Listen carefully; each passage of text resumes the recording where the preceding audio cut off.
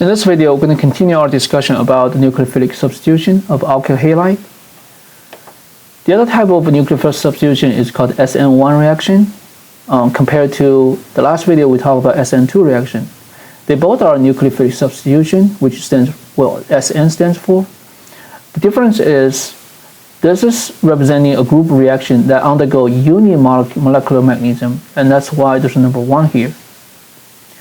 And in this case, the kinetic study shows that the only reagent that affects the reaction rate is the alkyl halide. Now let's take a look at how this SN1 reaction is different from the SN2 reaction.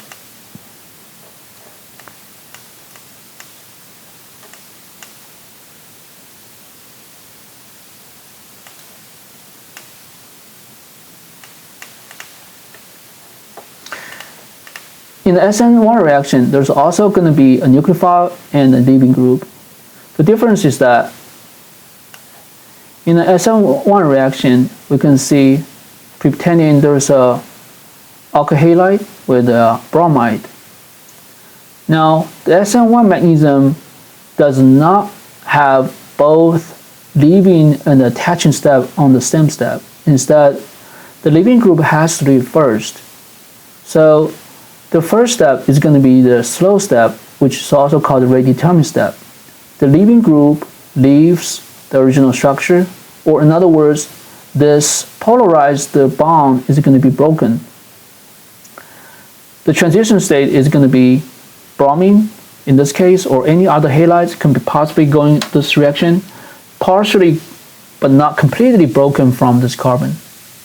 The carbon is the one that carries the positive charge, and the bromine is going to leave with the pair of electrons. In other words, this bond or this pair of electron will be gone with the bromine, which will result into a real positive charged carbocation as the intermediate. Now, remember, the original carbon is sp3 carbon, but now this intermediate carbocation is going to possess a planar triangular geometry here, which looks like sp2 carbon. And this is the slow step, bromine leaving and forming a positive charge of the carbocation. And with this carbocation, the nucleophile is going to be attacking this positive charge cation. Let's say we have a hydroxy group, hydroxide. Now, because of this triangular planar geometry, the hydroxide is able to attack from either side of this carbon, from right or from the left, which of course will result into 2 different stereochemistry.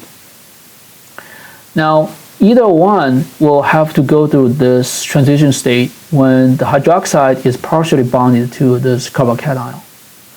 Then this is going to be the second transition state. And of course, that transition state goes directly to the products.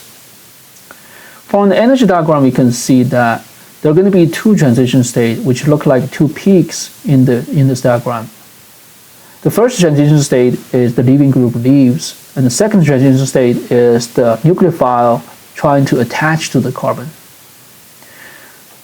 The first transition state will have slightly higher energy, which is why the first step, leaving group leaves, is the slow step or rate determined step. The local low energy spot here, the valley here, is the carbocation intermediate, or this triangular planar geometry here. So the feature of SN1 reaction will be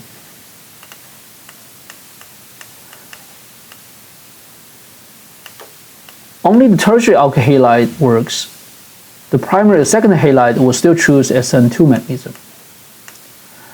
And because of the 50-50 chance of nucleophilic attack from both sides of this carbocation, there's going to be a racemic mixture of the alkyl halide. Racemic means there are 2 ice enantiomers, R and S, but they're going to be exactly half and half, which result into a total shows a non-chiral feature. Let's take a look at a few examples of this reaction.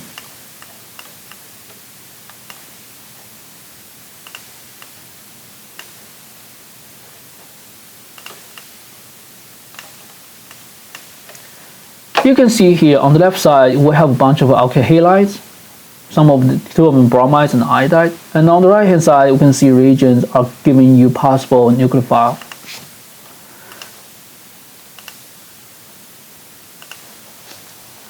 Now, one thing about this, all of the halides are, they're all tertiary alkyl halides. Now let's review what I mean by tertiary. For example, this is a tertiary carbon, not because it has 4 bonds. All the carbons have 4 bonds, but instead it's bonded to 3 other carbons. When the carbon bonded to 3 other carbons is a tertiary carbon. When the halide attached to a tertiary carbon is a tertiary alkyl halide. And same with this one. This is a tertiary carbon because of the 3 carbons it bonds to. This is also tertiary carbon because of the 3 carbons directly bonded to this carbon. With tertiary alkyl halide, only SN1 mechanism is possible because of the space issue. It wouldn't allow the hydroxide, which in this case is the nucleophile, to attack the tertiary carbon while the bromide, before the bromide is completely gone. Because of the 3 carbons is blocking the approaching of the nucleophile. And that's the essential reason why tertiary carbon does not undergo SN2 or SN2 mechanism. The mechanism goes like this. The leaving group leaves first, so that results into the first intermediate, which is a carbocation. And this is where you can imagine why primary or secondary carbon does not work. Because of the positive charge is not going to be very welcome in primary or secondary carbon. It's mostly acceptable for a tertiary carbon. And then the hydroxide attacks this carbon, result into, again, a tertiary alcohol.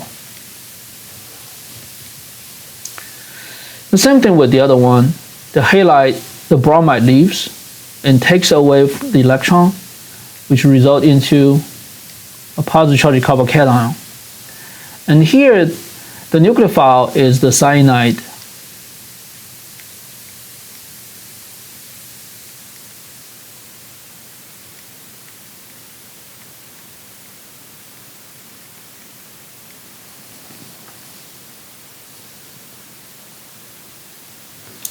The last one, the nucleophile is a sulfur, which is similar to oxygen.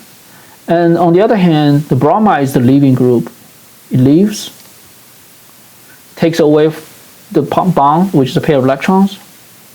The rest of the structure remains the same.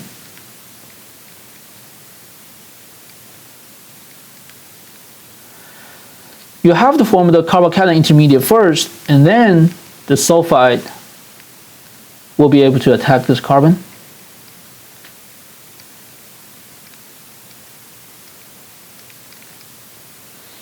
Other substances are going to remain the same, but the sulfur is bonded. Let me highlight the new bond that's been formed here in these reactions.